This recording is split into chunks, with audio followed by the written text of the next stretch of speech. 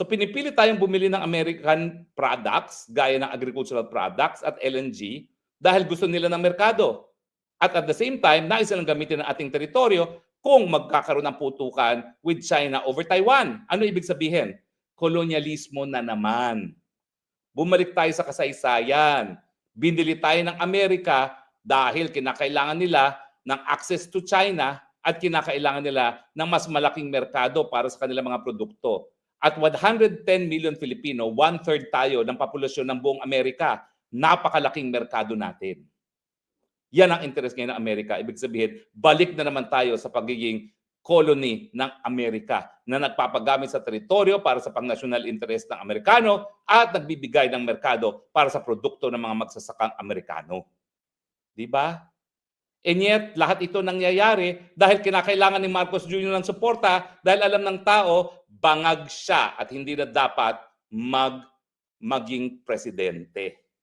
At alam naman natin, talagang patuloy na maghihimasok ang Amerikano sa ating mga gobyerno rito dahil tayo ay kaisa-isang colony ng Amerika. At hindi papayag ang Amerika na mawala tayo sa kanyang sphere of influence. Kaya Pilipino, gumising na kayo!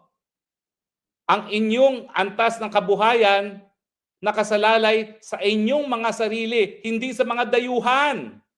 Ang mga dayuhan, susuporta yan sa mga walang silbing mga presidente dahil yung presidenteng yon itataguyod ang kanilang pang-nasyonal na interes, access to our territory para girahin ang mga wala naman tayong problemang mga bansa gaya ng China at merkado natin at nangyayari na nga ngayon.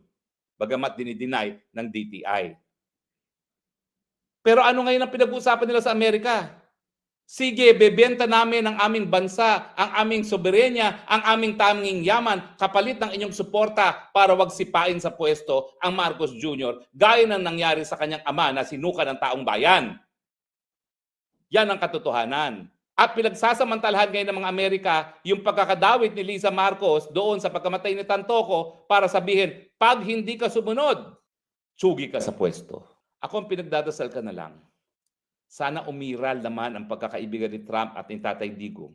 At maski ang Amerikano ay talagang magdidikta sa Pilipinas, sana isama na niya sa dikta na gawin ang lahat para mapauwi si Tatay Digong.